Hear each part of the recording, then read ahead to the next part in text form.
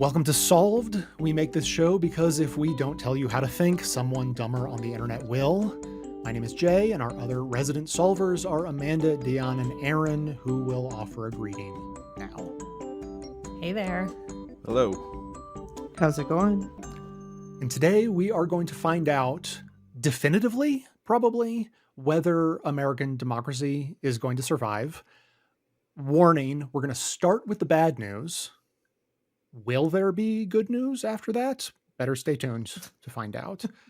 We're going back in time, and it turns out people have been pretty down on the chances of American democracy, like since the beginning. So I had not heard of this before. Turns out Ben Franklin had some interesting thoughts while giving his full-throated endorsement of the Constitution that they had all just written. And so that's where we're starting today. Ben Franklin says, "I agree to this Constitution with all its faults, if they are such, because I think a general government necessary for us, and there is no form of government but what may be a blessing to the people if well administered, and believe farther that this is likely to be well administered for a course of years, and can only end in despotism, as other forms have done before it, when people shall become so corrupted as to need despotic government, being incapable of any other." Boy, that does not make the inspiring highlight reel of American history. No, we don't like to talk about that. No, he goes on to point out that, like, look, writing a constitution is hard because a lot of you people are assholes and dumb and wrong about things. And when you get a bunch of people together, like, people are going to be dumb and wrong about things. So, like, what are you going to do? And he, not really concludes, but I'm concluding this excerpt with this. "Thus, I consent, sir, to this Constitution because I expect no better, and because I am not sure that it is not the best." Full-throated endorsement. Yeah, he's like, look, this is definitely going to end in despotism eventually, but we're going to have a good run with this one.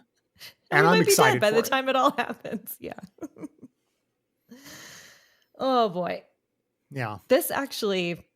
I was glad this came up this time because a couple episodes ago, in one of the articles we were reading related to Schmidt, the Nazi political theorist, a book was mentioned called The Pursuit of Happiness. It's by Jeffrey Rosen.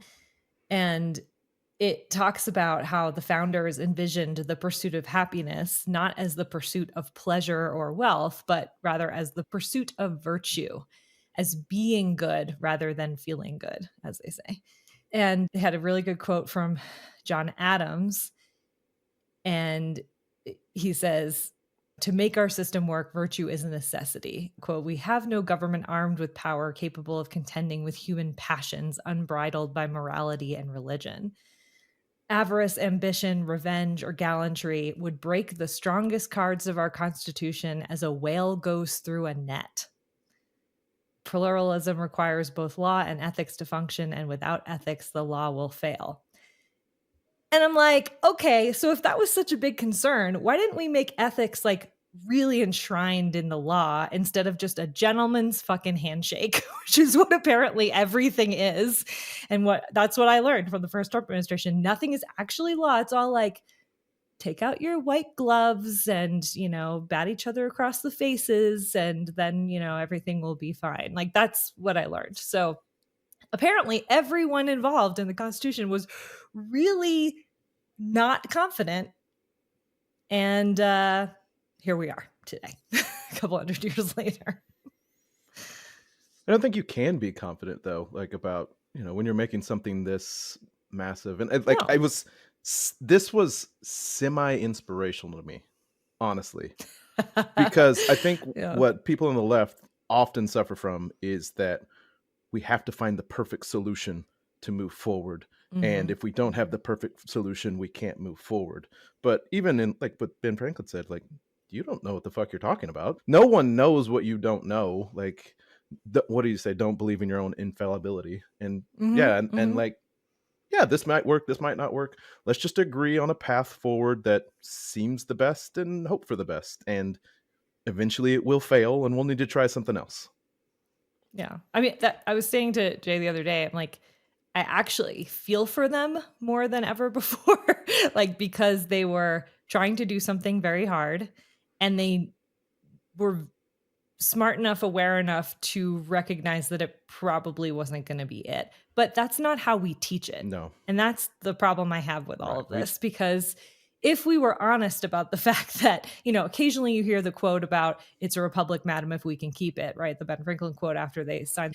That's the most you hear about their wavering, like, I don't know, maybe this will work, maybe it won't. Like, we don't really talk about how this had holes in it. How there were expectations of failure, because that would be what, traitorous? Like, I mean, we're much more likely to hear like that it's perfect. Oh yeah, there we go. Right. Yeah. Jinx.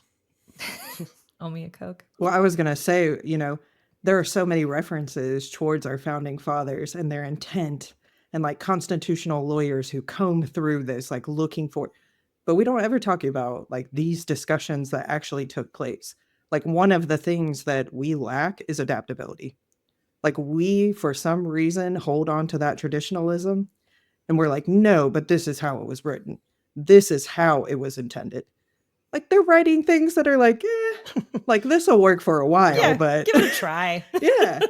And of course, you're going to have to change something. Of course, it's not going to be perfect.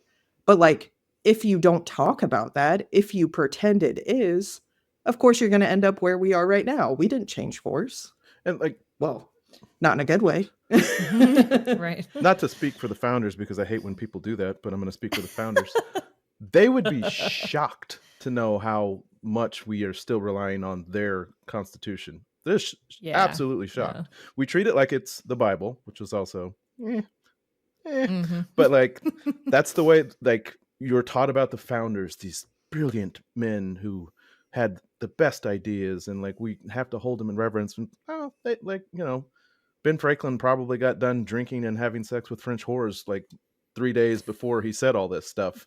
They're just people who had all kinds had all kinds of flaws, some more than others. And they had a couple good ideas. They had a couple terrible ideas.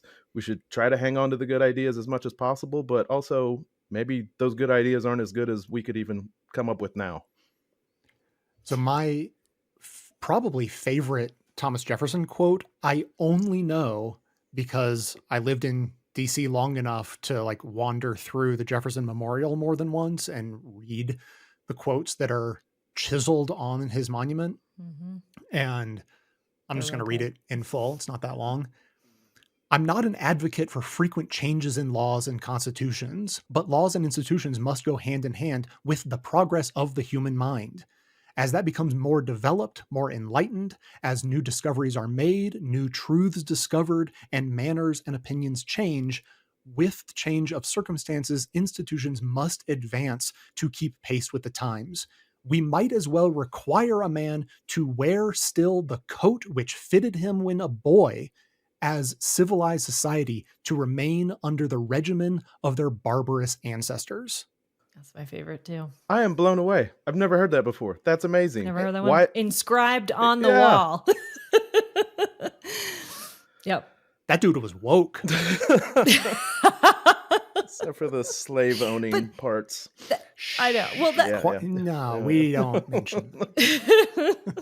I mean, I think that I have more respect for the founding fathers the more I learn about how just regular dudes they were, like all their faults taken into account. Like, the godlike status that we have given them is absurd and has undercut our ability to actually move the country forward. And I think they would, you know, again, not speaking for the founders, but from what I've been reading so far, I feel like they would kind of be disappointed in how we have put them on these pedestals. Well, let's hear some more horrifying predictions from the founders. This one is from The Other Fear of the Founders. This is an Atlantic article. And it says, the founding generation's fear of demagogues is well known, Alexander Hamilton insisted on the problem in Federalist Number 1, quote, "Of those men who have overturned the liberties of republics, the greatest number have begun their career by paying an obsequious court to the people." That's a fancy way of saying, like, it's appealing to the people and it sounds nice at first, but commencing demagogues and ending tyrants. And the article says the founders' concern was really two fears combined: fear of an unscrupulous leader and fear of an unreflective people. And they also feared a third source of power that could damage their grand experiment in popular government: extraordinarily rich Americans whose aim did not align with democracy. The country is witnessing these three fears come together: a demagogue who unites the self-interested rich with the politically ignorant. Uh-oh. And this was written in when? What year? You know, during the Federalist Papers. So yeah, so just after the passage of the Constitution, the Federalist Papers were being written to defend it. And so, yeah, it was in the late 1700s. But no one else since has been able to see this coming. Like they were the only ones who could have seen it coming, right? Mm-hmm.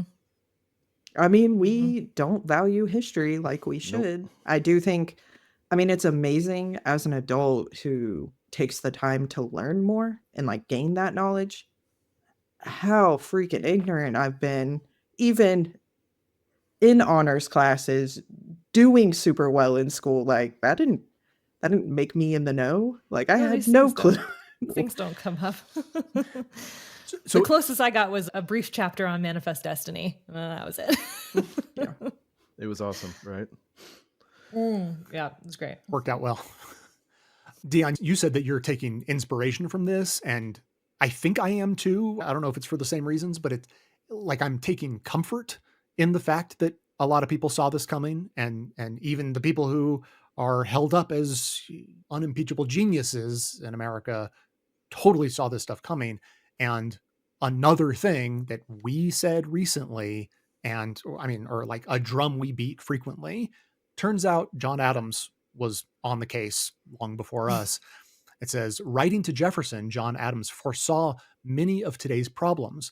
The people would inevitably confuse the rich and well-born for the wise and virtuous.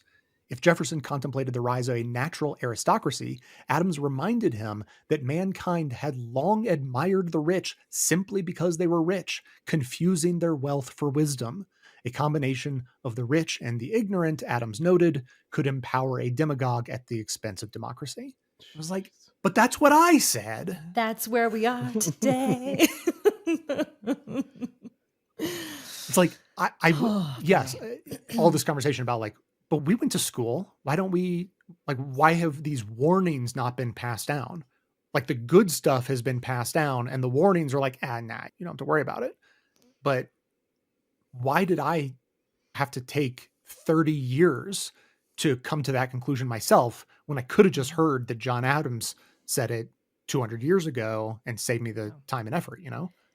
To be fair, there was always some discussion that they didn't agree and that they were having a lot of problems and that the Constitutional Convention was long and arduous and like really detailed. But the only actual detail of that gets taught in any sort of substantial way is about the differences about slavery. Rightfully so. Like, I'm glad we do have that conversation at least out there and, you know, at least in some curriculums. But there's so much other stuff that they fought about and were worried about and had concerns about. That all gets laid to the waste pile of history. I think it's just like, maybe even like they're semi-responsible for this because of the way that Benjamin Franklin talked about how we all have to just come together and say that we support this. And that was the message that went forward. And that morphed into this American exceptionalism, even though in the quotes, like, America's not exceptional. America's just, we're just like every other country. But in order to sell this, the idea of exceptionalism went along with it, and all this other stuff got forgotten. And I think in just your day-to-day life, you have to know that progress is not linear. Like, there's setbacks. Everything you do is full of setbacks. Just watching a 7-year-old go from not being able to read at all to being a pretty fluent reader, there were hiccups along the way all the time. Then all of a sudden it started to click, and then there's movement. My daughter's going to learn some other stuff. There's going to be hiccups and she's going to go forward. It's like, everything when there's progress, there's also setbacks. And maybe a lot of this hopefulness that I'm feeling right now, just reading these articles, is like, we're in the setback phase. We're not going forward at the moment, but you can't just continue to go forward. Like, we're just not able to do that. So progress has taken a backseat for a minute, but that doesn't mean it's over. It just means we're not going forward at the moment. So American democracy was not the humanity's like first ever attempt at democracy. And as something else that was talked about, I think on this show recently, was the article lamenting how stupid, particularly like Musk and company, who are getting into government and thinking that they're the first ones to ever have any thoughts about how government works. And so the article was lamenting, like, we've put so much emphasis on STEM and humanities has been swept to the side so much that, like, oof, it shows. Like, you guys are dumb. And there was one comparison made naming the founders, defending the idea of having like 19-year-olds fiddling around in the federal government's code for how like money is distributed. And someone stupid commented like, oh boy, like, I hope they never find out how old the founding fathers were, which was like both a wrong, slightly misleading statement. And also, like, you have no idea how much time those like relatively rich and privileged people spent just reading history, getting to know like the past attempts at all the various government rule and how humanity has attempted to like fit itself together in various ways, which is why they have opinions like the ones we're reading. They didn't have a lot of experience with democracy. No one did at the time, but they still had a really deep understanding of how humans tend to comport themselves and, like, given enough time, like, destroy themselves, right? And so I think ultimately it is laudable for a group of people to come together and take a real shot at writing what is effectively, in the modern era, a first draft of democracy. That's what America is. We are the first democracy in the modern era. And yet it gets treated like, because we're first, we're the best. And in what other circumstance of life is that ever true? When is the first draft the best version you're going to come up with? When is your first attempt at something the best you end up doing? Never. Obviously never. And so the idea that other democracies came after us, some with our help, and yet people still have the perverse idea like ours was the best that humanity is capable of coming up with, is ridiculous on its face. Like, it makes no logical sense. And that's before you even get to the side-by-side comparisons and the outcomes and like, how's ours going versus our other countries going. Like, you don't even have to do the comparison. Logic should be enough to demonstrate like, yeah, like, we came first, good for us. We could probably learn some things from the people who came after because they learned from us. So they improved on what we did often.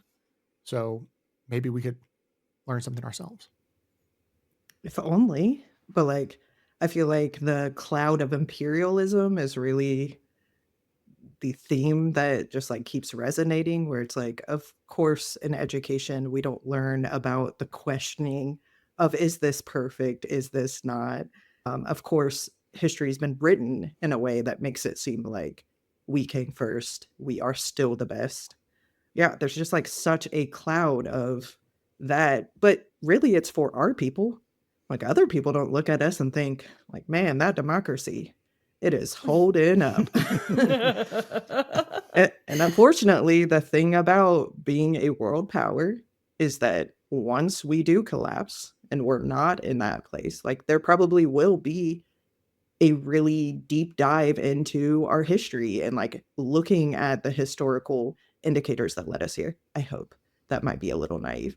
But like, unfortunately, with big powers like us, with empires, reflection is generally the thing, not any kind of questioning along the way.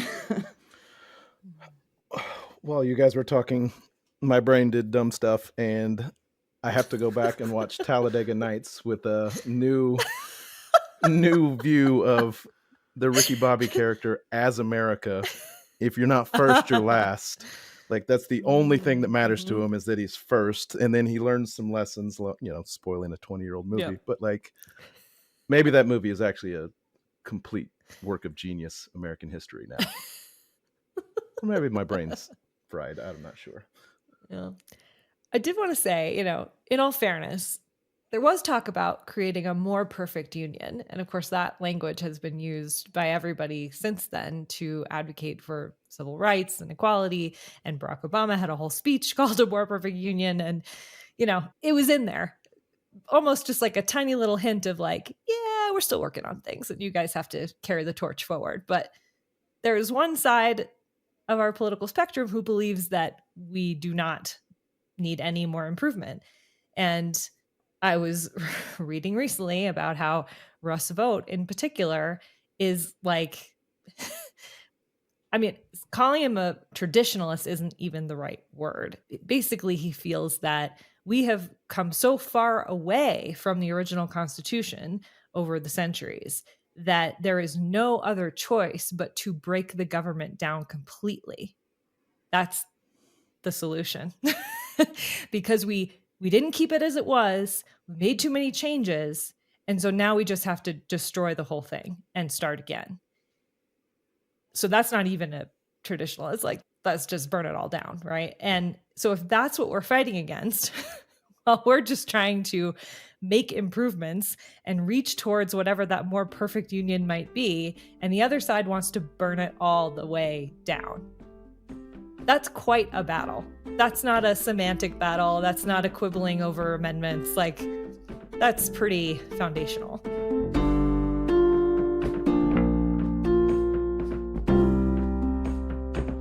So jumping ahead like 150 years or so to the concerns over fascism, so not just the continuing ability for the country to survive, but we're now in the 1940s. And of course, you know, everything that's happening in Europe is making people nervous. And so apparently the vice president of the United States under FDR, he had multiple vice presidents. So one of them was Henry A. Wallace. And he was asked, like, could you give some insights on fascism in America? Like, you kind of got your finger on the pulse a little bit and you know what you're talking about. So could you write an op-ed explaining to the American people the state of fascism in America? And this article is notable for me because I think it was the first historical document that was brought up by progressive radio hosts that I'm aware of. You know, like this was like 2005. I first came across this article because probably Tom Hartman was talking about it because he's been around since then and before. So Wallace talks about the fascists in America and he describes them quite well. So in multiple subjects, he explains how they function, saying, quote, "The American fascist would prefer not to use violence. His method is to poison the channels of public information. With a fascist, the problem is never how best to present the truth to the public, but how best to use the news to deceive the public into giving the fascist and his group more money and more power." Continuing on, it talks about foreign policy. He says, "They use isolationism as a slogan to conceal their own selfish imperialism. They cultivate hate and distrust of both Britain and Russia," which made more sense in the 40s. "They claim to be super patriots, but they would destroy every liberty guaranteed by the Constitution." Yep, still on point. Yep. economics. They demand free enterprise, but are the spokesman for monopoly and vested interest. Their final objective, toward which all their deceit is directed, is to capture political power so that using the power of the state and the power of the market simultaneously, they may keep the common man in eternal subjugation. Erin, you just produced the show on corruption. That's ringing some bells for me. That's basically the commentary I just did. He gets into billionaire complicity. The monopolists who fear competition are like, yeah, like if the government is fascist, but it protects me from having competitors for my business, like, cool, I'll drop democracy, no problem. Just flash to all the tech billionaires standing next to Trump at the inauguration. And then look, in 1944, this is this dude's way of like calming people down. Like, sure, there are fascists in the country and it's like a concern, but don't be too concerned because, quote, American fascism will not be really dangerous until there's a purposeful coalition among the cartelists, the deliberate poisoners of public information, and those who stand for the KKK type of demagoguery. Good thing that hasn't happened. Oh, fuck. Yeah. Oh. Missed that bullet. No. Is again, can't even like, say it sarcastically. not the words. The words of this one are not inspirational at all. But the fact that Henry Wallace was a vice president at one point means it's possible again to have someone along those lines. It's kind of disappointing that J.D. Vance is currently vice president when Henry Wallace existed as a human being. But, here we are. That quote just like chills, right? I mean, like, to think that was written and how accurately, like, I think that's what gets me. It's not just like, oh, that's a great observation. Like, that is applicable for here because of these reasons. We don't need to offer a commentary. Like, you can just read that. We can pretend it was written, within the last couple weeks. So is the comfort that we can take from that, like the accuracy seems, chilling, but of course it's only as accurate as it is because that archetype of a person is deeply consistent through time. Those people have always been around and they'll always be around, and that's how they function. And he just observed and wrote it down. And then 80 years went by and we're reading it and we're like, oh my God, how did he predict? But he didn't predict, he just observed. And the fascists never changed. But it was a warning then, right? And this goes back to, we don't listen to our Cassandras, we don't look at history. Like, we didn't do anything in those remaining years of the century to prevent fascists and demagogues from coming to power. We were just like, yeah, let's hope for the best. And then Reagan like deregulated everything, making it even more likely that this would come to pass. So it's a voice from the past, and that's what's chilling. I think the most chilling thing to me is that we didn't listen. This all was known. This isn't something new. It's never something freaking new. Like, we just don't listen and we don't take anything seriously enough because, well, if it's not happening right now to us, then we don't know how to do preventative measures. And it's agonizing. I think I take comfort in it because, again, I'm going to reiterate and I'll go back to this point because it's the only thing I can hold on that brings comfort, which is an historian who happens to be living through history. Like, this is a historical thing, and 50 years from now, they'll be looking at it completely different than what it feels like living through it. And I also like look at it on a global scale, that there's just like a lot of trends, like kind of what Jay said about fascism not really changing. It like adapted. Yes, it's more modern, but like it still looks and feels exactly the same. And I think that elsewhere too, like there's slight cultural differences, but like the demagoguery and things like that. Like, why is Europe having a rise of fascism? Migration. It's all the same trends that you see over and over again. So wow, it can feel overwhelming observing it and knowing that like we're not exceptional. America is not exceptional. And like we are living through what other people have lived through time and time again. I can't remember which article it was in, but like one of them described fascism as like a infectious disease. And right now we're going through the infection. They have gotten rid of vaccines, which I think is a great metaphor for what's going on right now. And fascism was allowed to thrive. But it is a disease, and it very deadly, but it can be taken care of. And it has been in the past, and it will be again, because like Jay said, you know, he didn't predict this. He just observed, because these people are so predictable. They are so rigid in their thinking. They can't change. And that's why they always fail. We are more adaptable, and we can adapt to this, and we can move past it. They're just stuck in this imaginary past, and it's their curse, and they keep trying to make this thing happen that's not real, and they keep trying, and they'll fail, and they'll fail, and they'll fail, and they'll hurt a lot of people in the process, but they're going to fail. It's just win. Right. I think I've said this in a previous episode, but I keep thinking about it. Like, they want the world to be a certain way. They're extremely motivated for the world to be a certain way.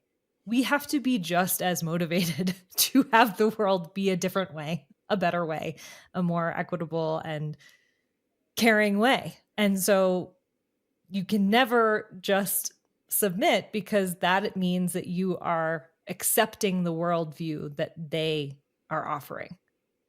You have to want it just as bad as they do. You have to want your version of the world just as badly. Also, Amanda, just keep in mind, like, while they may be, quote, having fun, as like disgusting as that language may be, this isn't a world that people are going to want to live in. Like, once the effects start hitting, even conservatives are not going to want to live in this world. It's terrible. It's awful. Yeah, if they're not in power, they won't want to live in that world. Yeah. Yeah. So, like, I do take comfort in, like, they're not building something people are going to continue with that excitement. Like, it is eventually going to become like, oh, this is shit. And all those things you said you were going to do for me, you didn't. Like, it's all going to be stripped away. Now, oh God, things can take like 20 plus years, but sorry. But I mean, it's just the reality. Eventually, yeah, you're going to see that world that they painted for you, and it's no Picasso. We didn't get here in a day. We're not going to get out in a day. I think I'm going to start saying it's no Picasso, like as a catchphrase. I'm going to take that on, okay, take that on tour with me. Yeah. Nice.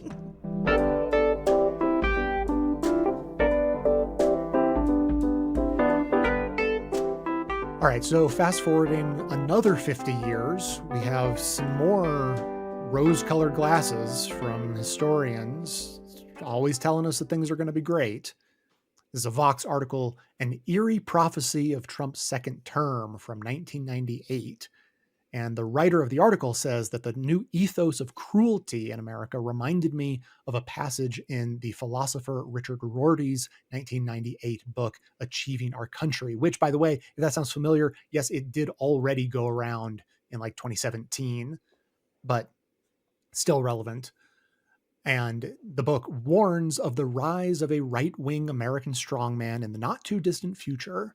Rorty predicted that such a political shift would also herald an alarming new cultural era.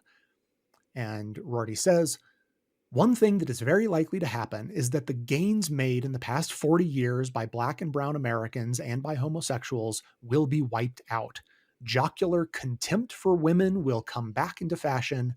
Racial slurs will once again be heard in the workplace. All the sadism which the academic left has tried to make unacceptable to its students will come flooding back. All the resentment which badly educated Americans feel about having their manners dictated to them by college graduates will find an outlet. Sounds familiar. I've definitely heard right-wing people express their extreme excitement about being allowed to once again be awful. And so, yeah, I mean, it's almost like that's the sidecar. It's like the fascism sidecar, because the goal is self-enrichment and enrichment of corporations and billionaires.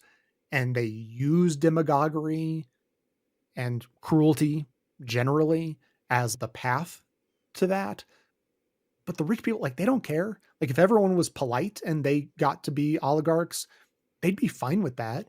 It's just that the path to authoritarian style iron grip sort of oligarchy is like, well, you got to get people on your side, and you can't tell them you're going to steal all their money and shovel it towards your rich friends. So you have to stoke hatred. And so hatred is, it's the oligarchy sidecar. So I hadn't come across this the first time. But what really kind of shook me about it is I was thinking about the time that he wrote this, 1998. So I was in 8th grade. My school was really focused on making sure that people didn't or stopped using anti-gay slurs. And a few years later, I joined this peer leadership group in high school, and we were really focused on anti-Islamophobia after 9/11. And it felt at that time, and granted, I was a teenager and had very little context for the world at that point. It felt like we were like at the end of all this work, right? Because that's what they teach you. It's like civil rights movement happened and we made a lot of progress. And now we're just like working out the kinks is basically like what it felt like at that time. And there was no conversation about the broader injustices that were still happening on a regular basis and in every corner of the country, right? And it has always like bothered me to be naive. Like I hate the feeling when I find out like I missed something completely, but it's partly because of our education system. We don't want to talk about those things. And most Americans did want to believe at that time that things were mostly taken care of because everyone could, asterisk vote. And everyone asterisk had rights. So like, we're good, right? And the context, like if you were born in the last 40 to 50 years, like you did not grow up watching what happened in the 50s and 60s. You did not have that firsthand account. You may have heard about it from people older than you, but you didn't live through it. And so you just get these secondhand stories. And the idea that in 1998, this man was writing about how we were so primed for all of that to get completely wiped away just reinforces how much you have to learn once you get here. And I'm obviously speaking about this as a white woman who grew up in a, very white suburb. So like, I'm not saying everyone feels this way. Like people like me, many feel this way. And this is why you see a lot of white women like coming to politics late because they like grew up in this idea that everything was perfect or everything was pretty good. And myself, like I got to college a few years after that and immediately was at the March for Women's Lives on the National Mall in DC under Bush. So like, I feel like I had a little kick to the side and I was already engaged in some of that stuff and like started to wake up earlier. But so many women my age are just now, white women, getting used to the idea that things are actually not and were not ever as good as anyone told you. And, you feel like kind of betrayed, right? Because you've been in this bubble that you didn't know you were in. This man lived through all of that stuff and all of those moments of progress.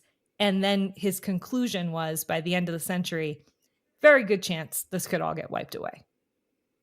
I'm not really even making a point per se. I'm just like trying to describe an ethos because I think that people are like, why is everyone waking up right now? Because they were in a fucking bubble and they didn't know it. They were very sheltered. This is how most of America is. Unless you are a direct target of the things that are happening, you're very slowly coming out of a fucking cocoon that has been wrapped around you since the end of the century and in the early 21st century.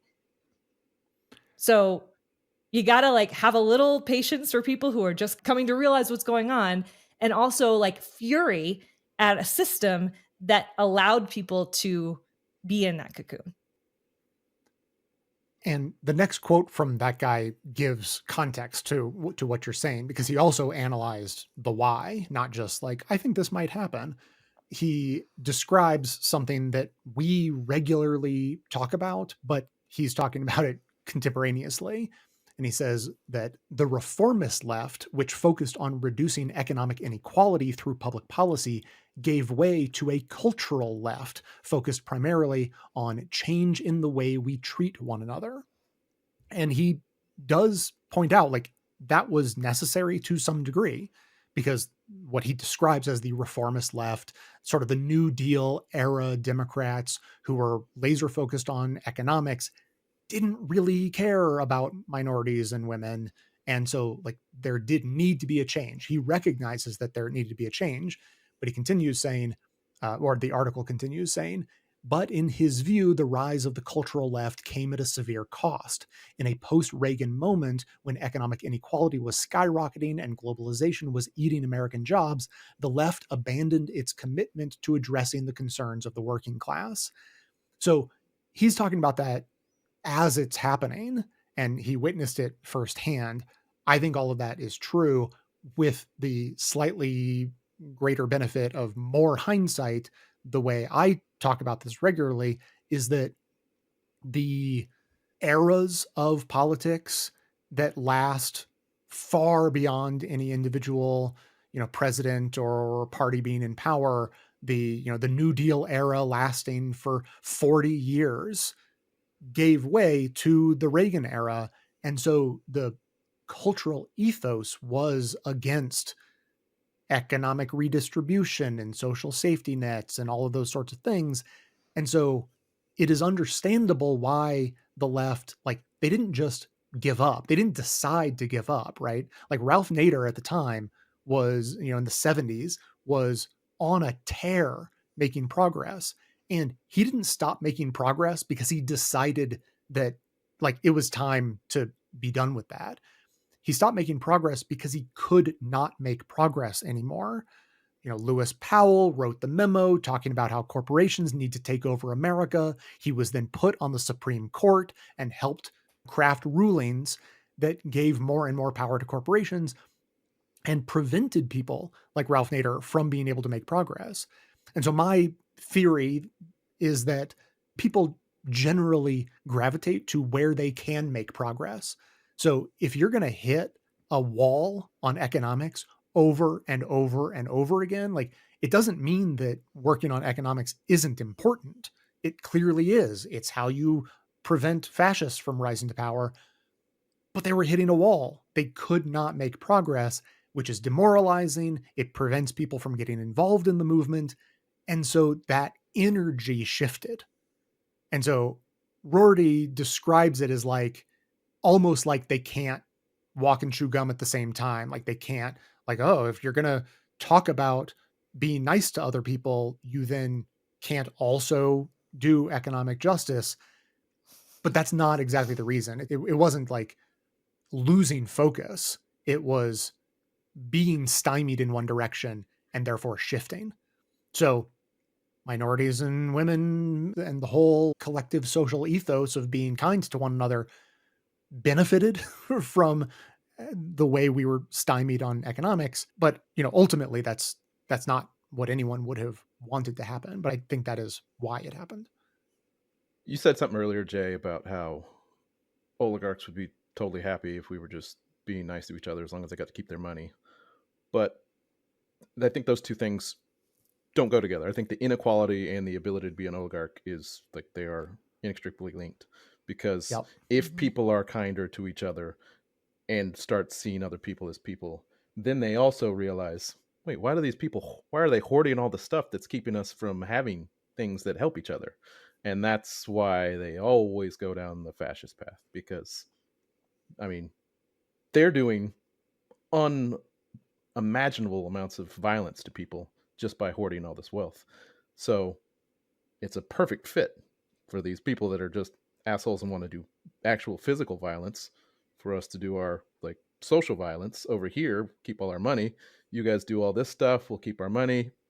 Just leave us alone. Don't come kill us later. But they're not going to be friends because they're all assholes. And then we happily oblige and we will tear each other apart. Yeah. Like, I know we were having a conversation just about like intergroup sellouts.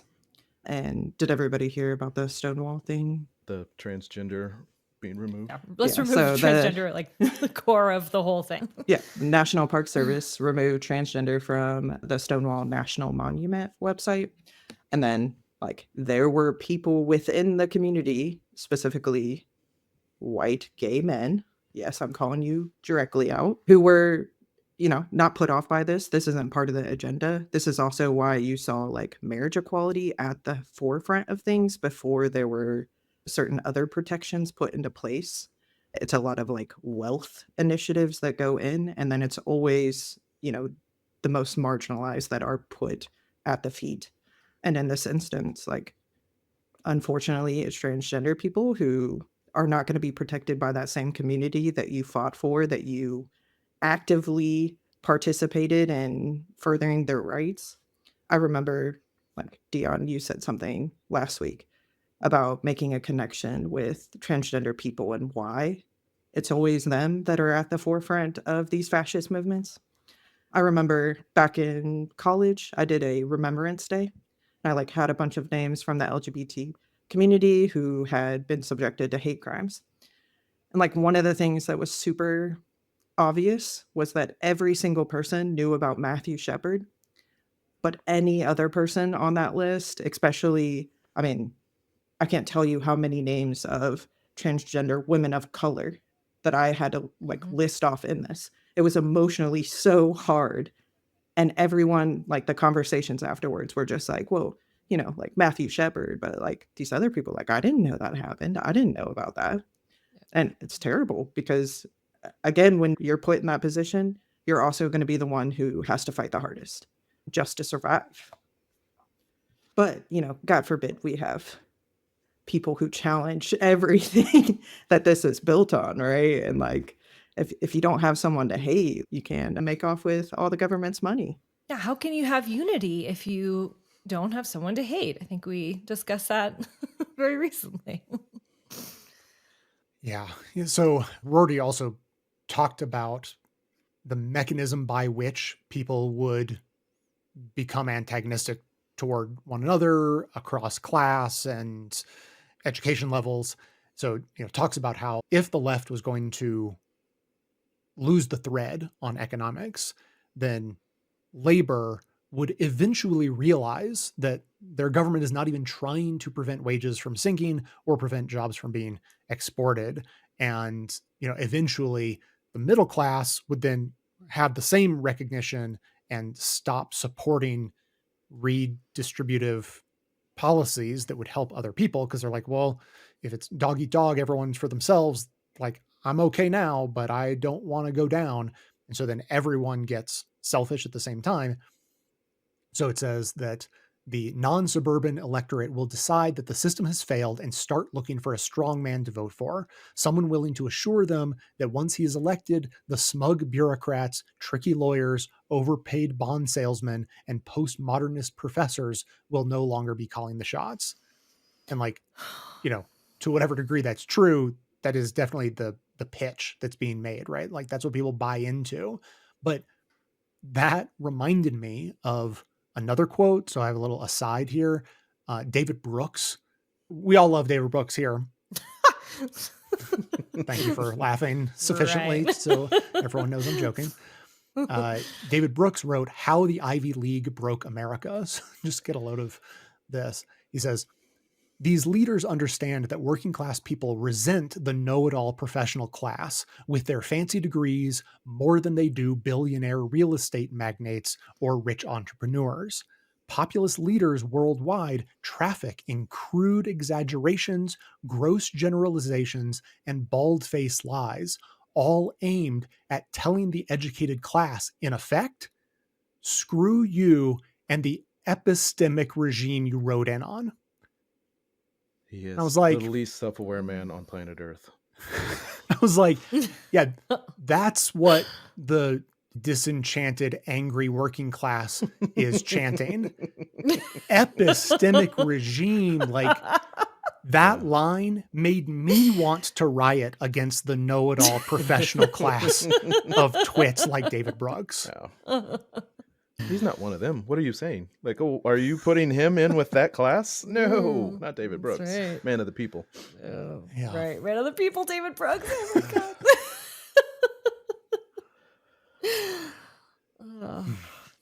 And so that's how America got cruel again. That's the long and short of it. Rorty's like, the economics is all part of it, but the point of this article was like, yeah, and the rise of the strongman built on a campaign of hatred is going to unleash a cultural warfare and, a tacit endorsement of open performative cruelty, because that's what makes people feel good. The article does talk about how Rorty imagined that the reason people would be so angry and would want to be cruel to other people to make themselves feel better is because they would have genuinely lost out in the globalization shakeup. But current research does not support that people supporting Trump, people being extremely hateful, are like not particularly the losers of the economy. They're not necessarily the people who actually had their job exported overseas or anything like that. What I would add to what this article, the article points out, like, Rorty's right about a lot of stuff. He wasn't exactly right on that.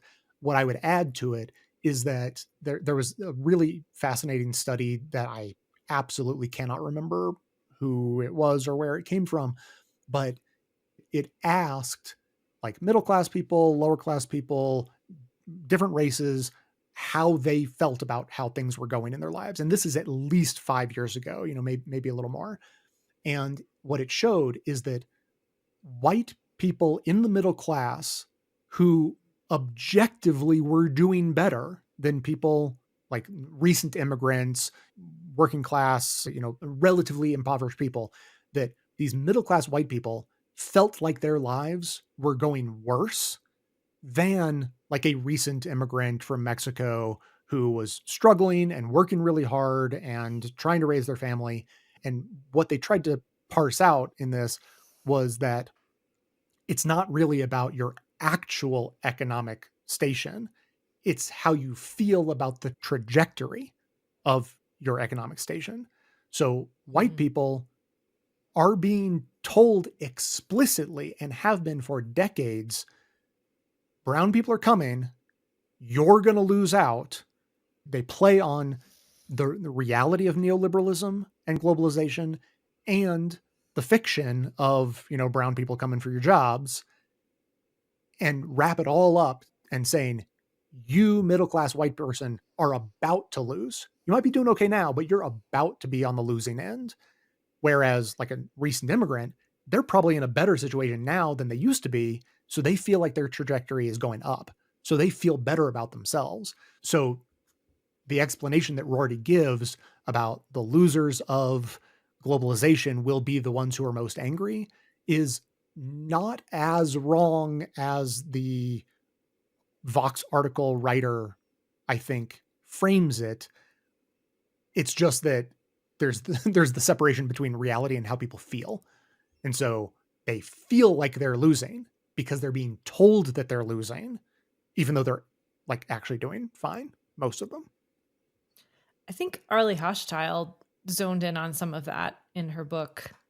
Remind me the title of it. Strangers in Their Own Land. Strangers in Their Own Land. I think that was the first time I heard about the trajectory and how they view the future so differently. And that was now like 10 years ago. And so apparently we're still in that boat. I think I did an episode just kind of giving demographics and information about Trump supporters, like back in the day, aka a couple months ago. Right. I remember one of the things that stood out to me was like the class of people that had the strongest support.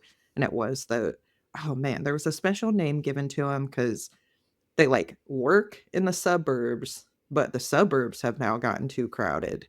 So they've moved a little bit further out and created their own. The exurbs. Yeah. Right. And I'm just thinking, like, a lot of them had jobs where they owned landscaping companies, where they owned pool operating companies, where they operated a lot of businesses that rely on BIPOC people, white people too, but BIPOC people, and they benefit from that labor.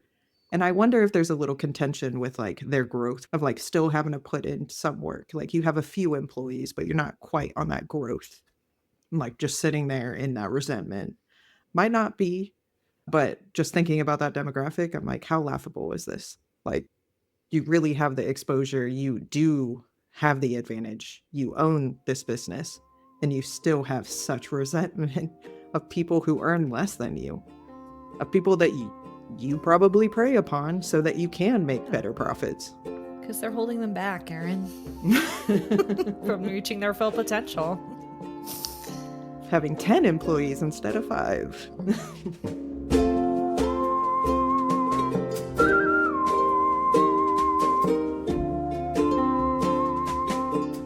All right, so I think things are feeling pretty grim. People have been predicting for 250 years that our democracy would ultimately fail and fascism would rise given the right, recipe, and that people hate each other right now because of how we've managed our economics. So if you want to find out how this ends, I would stick around to the end. We're going to take a little intermission though, because we have some listener feedback. I just did not remember to pull this. I didn't ignore it on purpose, but Deon has a question being posed to him by a listener from an episode at least 3 weeks ago, maybe a full month. Hi, this is Stuart calling from Mordor, aka Silicon Valley. I wanted to ask about something that Deon mentioned on a recent call with you guys, where he said that he said, "Am I really going to call Josh Hawley?" or something to that effect. And on the one hand, I totally, if for his own mental state, I understand he just does not want to call Josh Hawley. Like I totally understand it. On the other hand, I do hear and read people saying that, yes, if you have a Republican representative, it's really important to call them. So I wondered if you, as a group or individually, have some thoughts on what people should do when they have a Republican representative that they think is really unlikely is going to be able to do anything for them. So thank you. So, since it was directed to me, I actually have called Josh Hawley's office before. I'm not talking to Josh Hawley. I'm talking to the person that's answering the phone.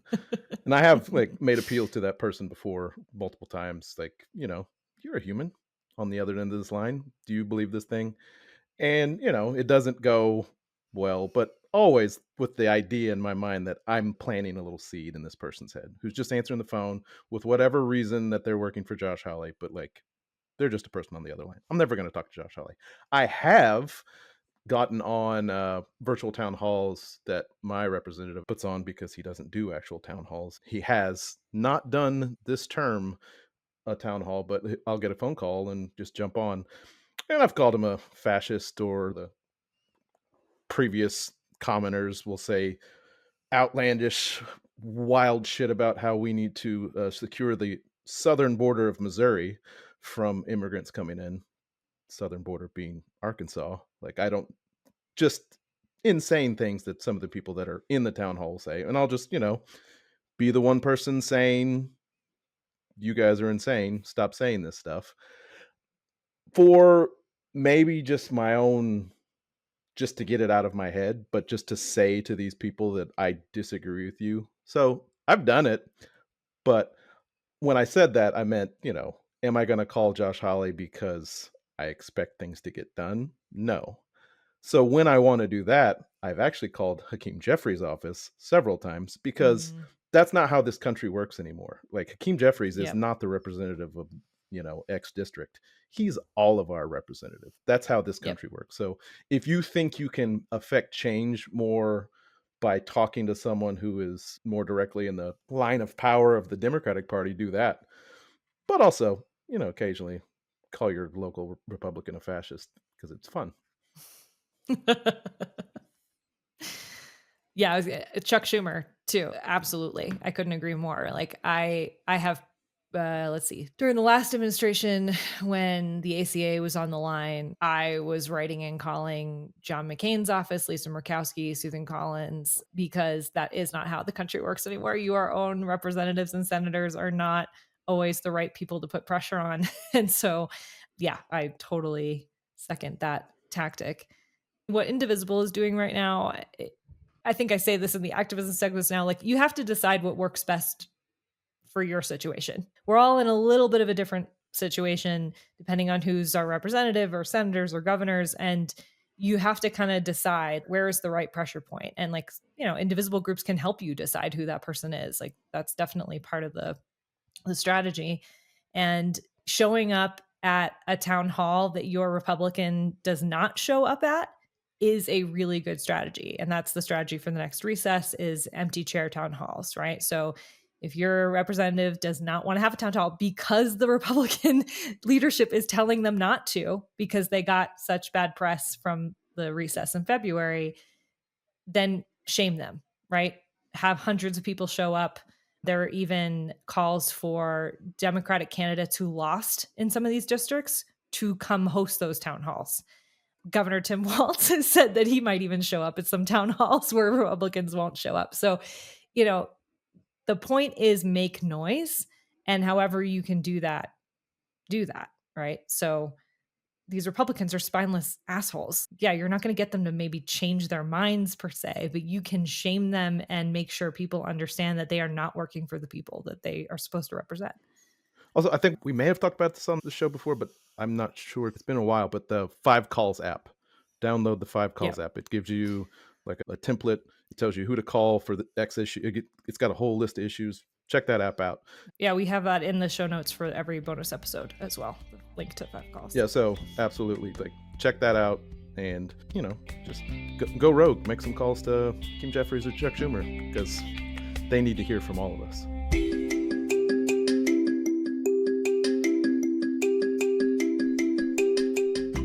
Now for the exciting conclusion of American democracy. Oh, God. Oh, that came out wrong. No. Yeah, that. It's like, did you mean that? I kind of meant it. I did it on purpose. Okay. So Vox also wrote the article, 3 Reasons Why American Democracy Will Likely Withstand Trump. So get excited for the likelihood that democracy will survive. And it points out, like, here are the main points. The U.S. Constitution is extremely difficult to change. This is something I've been complaining about for a long time, but Vox points out that when countries shift from democracy to what is called competitive authoritarianism, constitutional reform is like number 1 on the list. If they can push through major changes to the Constitution, that is how they entrench themselves. And it turns out the American Constitution is so difficult to change that it is basically impossible to imagine a scenario in which Trump and Republicans change the Constitution to empower themselves. Now, I would hasten to point out that if our Constitution were easier to change, we probably wouldn't be at such risk of falling into fascism, because so many problems in the country are structural, and we have been screwing people over for decades and decades, not because people didn't see what we were doing wrong, but because we cannot structurally get ourselves out of this downward spiral, helped by the Republican-leaning Senate, the ridiculous way the Supreme Court is managed, et cetera, et cetera. So, like, if we just had a more progressive constitution that was easier to change, then we'd probably just have a more progressive egalitarian society in which people didn't feel like they needed a strong man to come and save them. But that's a side note, because that's not the world we live in.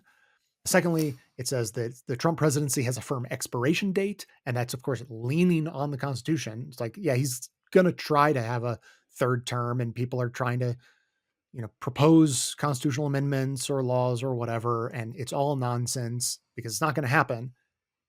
If it happens, it'll be a coup. And so constitutionally, he can't have a third term. And let's see, their third point is, well, let's wait on the third point. People have thoughts on the strength of the Constitution holding up so far. They point out, talking about constitutions not being able to be changed very easily, that a lot of other countries who have fallen to authoritarian regimes have much more easily changeable constitutions. And why that is exactly, I don't know how they each set them up that way, but these countries are a lot smaller than us, right? And some of them are newer than us by like 100 years or more. And so there's something to that. Like there's something to our, even though it is agonizing how much we talk about the Constitution like the Bible or some kind of sacred document, like there's also a positive to the fact that we talk about it like the Bible and that it's a sacred document. So it's a mixed bag. It's like, depending on where the wind is blowing, that's either a feature or a bug. And right now it's a feature and I'm glad for it.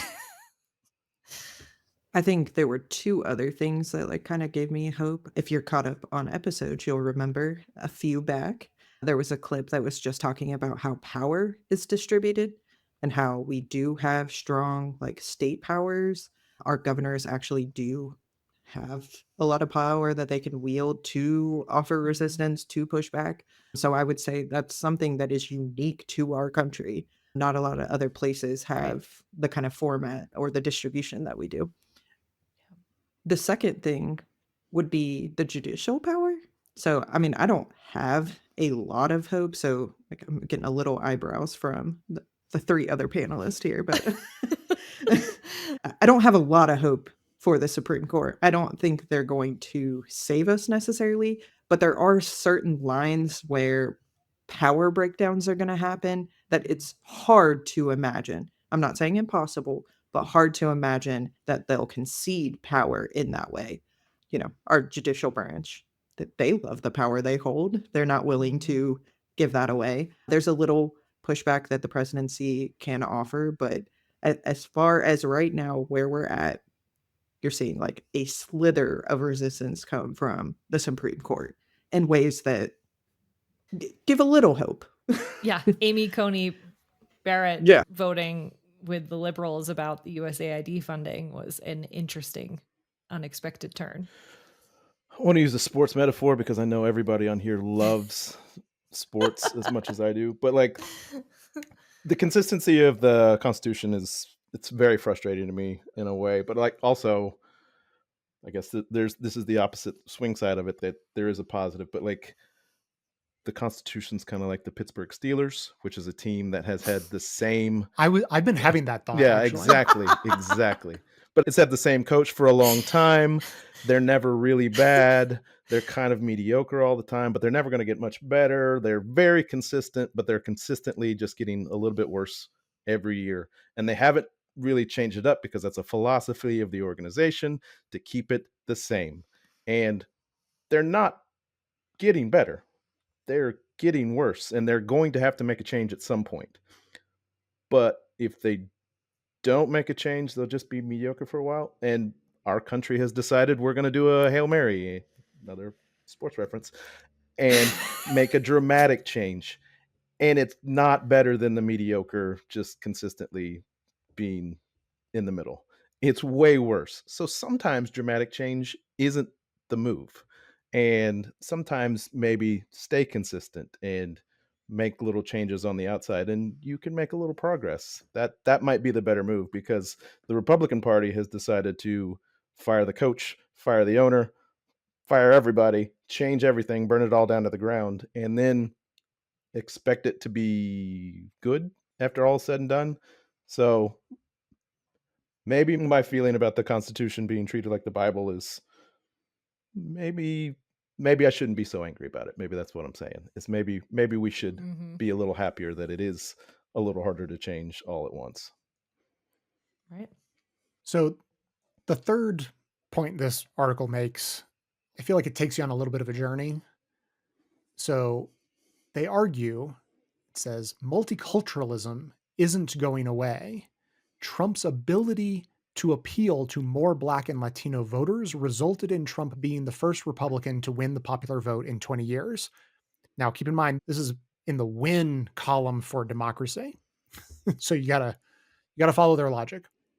And it basically points out that the Republicans have lost the popular vote for the presidency every time for the last 20 years. And Trump was the first one to not lose the popular vote. He still didn't crack 50%, but he didn't lose the popular vote against Kamala Harris.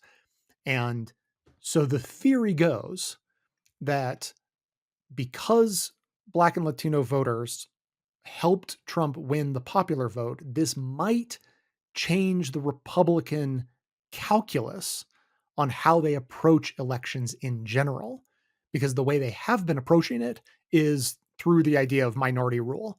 They've given up for the last, 15 years or so on winning elections legitimately and actually wooing a majority of the country to their side. So they decided, okay, we'll just stop people from voting who aren't going to vote for us. We'll gerrymander, every trick we can come up with. And that's how we'll remain in power, not by winning in a, pure democratic system. And so the argument is that if Black and Latino voters sort of open this door or window, depending on how you prefer your metaphors, to Republicans legitimately winning majorities, then they might become more pro-democracy. They're anti-democracy because they can't win, or at least they couldn't for 20 years. Maybe now they can. And so that's like, yay, pro-democracy. However, I will once again hasten to point out that reading those electoral signals might soften them on attempting to fix elections, depending on minority rule, as they have been. However, it's going to harden them on the idea that they have to depend on demagoguery to achieve those electoral goals. So, yeah, hooray. We'll trade anti-democracy for demagoguery. This was the weakest point. I think that's why you saved it for last. Yeah. Is there a misunderstanding about what this Trump administration actually represents? Like the idea that some Black men and some Latino men, say men specifically, Black women did not vote in any higher numbers for Trump than they ever have, might have voted less. That it represents white supremacy and white male patriarchy, and that maybe there are men, Black men and Latino men who have always felt like that was their path forward, that hasn't changed. None of that has ever changed. They're not offering multiculturalism. They're offering white male supremacy, and those people ignored the white part and stuck with the male part because that's just what happened. They're not offering anything different. They're not going to be like, oh, multiculturalism, I think it's a good thing now because we got they'll go harder on the white male supremacy because that's how they won. Yeah. I mean, they fired all the Black leadership in the military. I don't know why the whole DEI conversation didn't seem to resonate with some of those groups, but they were talking about it. I think it sort of, if I had to guess, and I do, the idea that they're not talking about me, that happened in many different demographics. Yeah, they're saying that, but they're not talking about me. And you heard that in Miami, the Venezuelan people who were here under TPS, and it was withdrawn, and now they're facing deportation. They had a press conference where they said they lied to us. They said it wasn't going to be us. And AOC has talked about this as well, that she started including that like language, like, no, they're talking about you in her speeches because she was hearing from the Latino, Latinx community, oh, no, they're not talking about us. They were talking about you, like that. And that's sad. Like, I find that deeply sad and probably unbelievably jarring now that we're in it and we're seeing what's actually happening. It works out to the benefit, though. I think when we discuss Jim Crow laws and like when we talk about that, talking about Black people in particular aids in the discussion that it's like one group. And I can only talk about my schooling. People here might have been better educated. But we didn't often talk about like that if you weren't white, you were Black. So yes, it was, quote, affecting Black people, but who was in that? Like there were Hispanics that were impacted, there were natives that were impacted. Like there's this whole other group that just got labeled Black.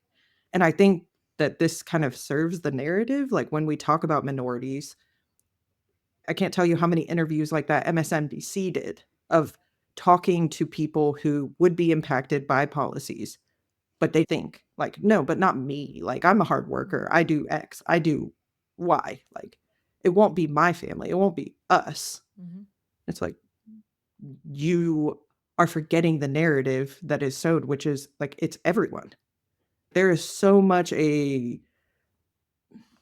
don't know. I grew up in Ohio. So it was like white, Black, Mexican. We had such a diverse Hispanic population, but like it literally to anyone there when you were talking about it, it was the Mexicans, the Mexicans, the Mexicans. So ignorant, but like that is a prevailing narrative in the United States. Like we just group people together and there's no distinguishing. And I like that it's hard to hear about those cases now where people are finding out that it was them, like that they were always included in that group and they didn't realize it. But it's also like brings me hope that like, yeah, you're going to lose a population next time around because it's going to be hard to ignore this and feel like it's not you when you see family members, when you see stories about people making sure that their children have their papers when they go to school. Like, Mhm. yeah, it's impacting an entire population of people, whether they're legal or not. It's hard. This mindset, I think, Olemi Olorin, she's got a YouTube channel. She's great. If you haven't heard of her, please go check out her channel and listen to her. But she did a video about Kanye West that completely covers exactly how this mindset exists in people who aren't white, but associate power with whiteness and the proximity to power with whiteness, and how that can take hold in anybody, really. Like you don't have to be white necessarily. You can trick yourself into believing that you're one of the good ones if you want to, and that they'll be okay with you because, if you get enough money, you can be closer to power. Like, Kanye's been in the Oval Office. It's not like Trump has completely said all people of color, all women are bad. He has plenty of women in his cabinet, all have the same ideology, but plenty of women in his cabinet. He has associated with Black and brown people before. So white supremacy isn't completely exclusive to only white people, but they're talking about you. They are.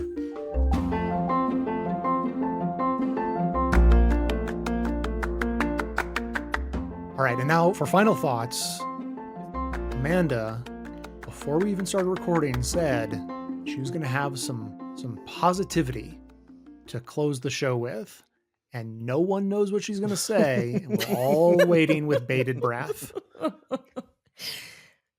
So let me just start by saying this made me feel hopeful. And like, that's a high bar right now. So, yeah, you're not known for your hopefulness. No, especially not at this moment. Okay. So after the election, I, went to some dark places. I'm talking like right after, like in the weeks after. And I started thinking to myself, well, and as I kind of expressed before, I don't like being naive. I don't like being surprised by like bad things coming. I kind of like to know generally what might happen in a loose way. Now, of course, I never will be able to achieve that fully, but I started going down subreddits about Hungary, where people from Hungary were writing about what has happened to their country, what life is like there right now. And I shared it with this group with a lot of caveats of like, don't read this unless you're totally mentally ready for it. And I thought that was what I needed to do. And it turns out in the last few weeks, I realized that I was looking at the wrong country. What I actually should have been looking at was Poland, because Poland is the only country in the world recently who has overthrown their authoritarian regime that was in power for 8 years through the democratic process that regime was trying to cripple. So in 2023, the ultra right-wing, ultra conservative Catholic, I mean, they were trying to, I think they did ban abortion, at least at some point, and maybe that'll change now. They were called the Law and Justice Party. I mean, it's right out of Orwell, but it's very similar to home. They had gradually but systemically dismantled the rule of law and transformed state broadcasting into party propaganda. Most concerning of all, the government worked to make future elections neither free nor fair, using the power of the state to make it difficult for voters to ever oust the government. So like they were in a bad way. They're in where we're headed. Let's just be honest about that. However, in 2023, I think it was December, the opposition won. And they are now in power. And the Law and Justice Party is out. How did they do that? You might be wondering, as I was wondering. They formed a pro-democracy coalition and never let it fracture. So around 2017, they were building this coalition, and they were actually asked at some point, somebody from maybe the US media asked one of the opposition party members, what advice would you give to democracy advocates in the United States? And they said, don't let the pro-democracy coalition fracture, right? Now, what does that mean in reality? Like, what are the details of that? Like their coalition, because they're a parliamentary system, it was 3 different opposition parties that had to come together. So there's actually an advantage to that because they can reach different segments of the population. So that's like slightly different. However, the messaging themes for all of them were about civic patriotism, the end of polarization, and a call for unity, like coming together as a Polish people, like that kind of unity, right? Some went after the party in power, for sure, but they all emphasized democracy as part of the core messaging. At the same time, simultaneously, thousands of people got engaged. And for Poland, that's a lot of people. For us, we would need millions, obviously, of people. They had demonstrations, like huge demonstrations in the Capitol, gigantic, multiple of them. They volunteered. They organized election monitoring teams. And they held a series of big public meetings around the country that were ongoing. So like we're starting to see pieces of some of that. I mean, Indivisible is at least one organization where some of that can happen. There are many more where that kind of thing can happen. People are getting angry. People are getting engaged. Now we got to give them like something to do, right? And it has to be consistent and sustained. And that's the thing I guess I'm most worried about if I had to pick something. It's just that people can burn out really easily. How do we keep them sustained for the long run? But it's possible. Look, do we have everyone we need right now? Not necessarily, but Bernie Sanders is traveling the country, doing rallies to talk about how Trump's policies are impacting real people. Is the whole Democratic leadership going to follow him? Maybe not. But if enough do, and they start to see that this stuff is working, then there will be some kind of groundswell. At the State of the Union the other night, the Democrats were getting trashed for their weak little signs that they held up. Fine, whatever. As part of the article I read about that, it talked about how they're using the media in a different way than they ever have before. They did a spin room for the Democrats that started before the speech and happened during the speech and happened after the speech. They invited 30 plus progressive and left-wing influencer and media people to be there. They churned out content like crazy. They had it all ready to go, and it was like flying all over the internet. Is it perfect yet? No, but these are the things that are starting to happen because people are furious and they don't like what the Democrats are doing now. So they are starting to look at other solutions, other ways to do things, other ways to resist. So I am not completely hopeless because I still think we are only 2 months in. Like expecting Democrats to have the perfect solution for how to resist a full-on fascist regime that controls both houses of Congress, like set your expectations a little bit differently. Still keep the pressure on, but like they're figuring it out a bit. And they're going to try things that are not going to work, that are going to fall flat, and then they're going to try things that are going to be good and that are going to work. This is how it happens. Like, it doesn't happen overnight that you have this completely uniform strategic plan to defeat fascism. Like, it's gotta come together over at least a little bit of time. So applaud them when they're doing things right, push back when they're doing things wrong. It's forming. And we can look to Poland as a great example. All of that reminded me of a quote I read in an article. For our movements to win, we must learn how not to let our grief destroy us. And the quote being highlighted was from Huey Newton, who gave a speech in 1970 addressing the women's liberation and gay liberation networks. And Huey Newton said in 1970, "Friends are allowed to make mistakes. The enemy is not allowed to make mistakes because his whole existence is a mistake and we suffer from it. But the Women's Liberation and Gay Liberation Front are our friends. They are our potential allies, and we need as many allies as possible." So remembering that your friends are allowed to make mistakes is absolutely core and fundamental to preventing coalitions from breaking up. Mm-hmm. Amanda said lots of things, and that is, I think, core to it. Like, if the one thing we need to know is how to not let our coalition break up, that is one of the fundamental rules to follow. And if I could just put one final point on this, I've been having the feeling lately that we actually haven't had our left-wing revolution yet. Just because we've had Democratic presidents, they were all neoliberal presidents. We have not had it yet. We are living in the same world that started to form under Nixon.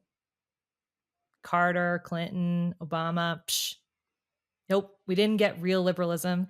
We got really, like, anything tangible was kneecapped by the powers of neoliberalism and the structures that have been in place since, well, mostly Reagan, right? So my hopeful note is we haven't had it yet. We haven't seen it yet. And it's still on the horizon, not behind us. That's what I'm hanging on to right now. So join community and let's see it happen sooner rather than later. Is that our solved? I think so. I think we solved it. If you have any thoughts you want to add on top, you can leave us a voicemail or send us a text at 202-999-3991. Messages on Signal at bestofleft.01. Send an email to j@bestofleft.com. Thanks for listening. And remember, this is really happening.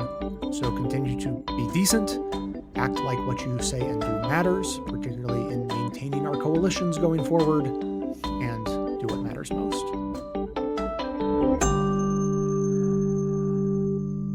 Turns out Ben Franklin had some interesting thoughts while giving his full-throated endorsement of the Constitution. "I agree to this Constitution with all its faults. This is likely to be well administered for a course of years and can only end in despotism, as other forms have done before it, when people shall become so corrupted as to need despotic government, being incapable of any other." Boy, that does not make the inspiring highlight reel of American history. In the halls of history, where founders once did stand, Ben Franklin warned of despotism with a skeptical hand. "A republic, if you can keep it," he said with a sigh. As John Adams feared the passions that could make it die. "Oh, democracy's fragile like a flame in the night. We must tend to its virtue, or it will lose its light. We're at a crossroads where the path is unclear. Will we choose the way of freedom, or let authoritarianism appear?" Alexander Hamilton warned of demagogues with words so bold. Henry Wallace spoke of fascism with a warning to be told.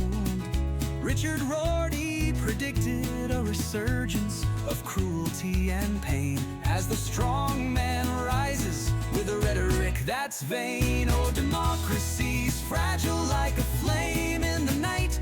We must tend to its virtue, or it will lose its light. We're at a crossroads where the path is unclear. Will we choose the way of freedom, or let authoritarianism appear? The Constitution's rigid, a framework that's hard to bend.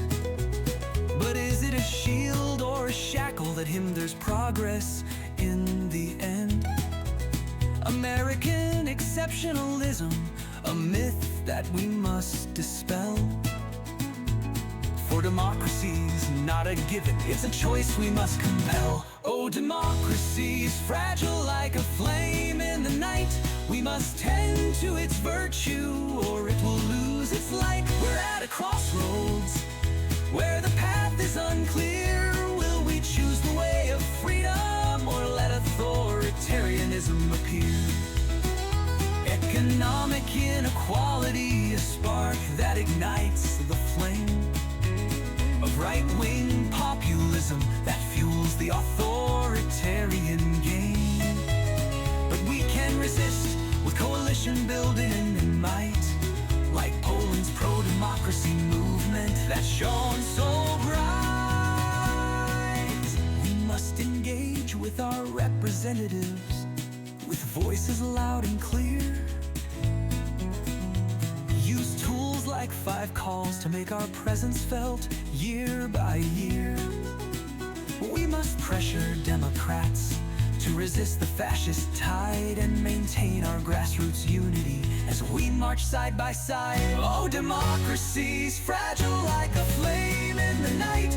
We must tend to its virtue, or it will lose its light. We're at a crossroads where the path is unclear. Will we choose the way of freedom, or let authoritarianism appear?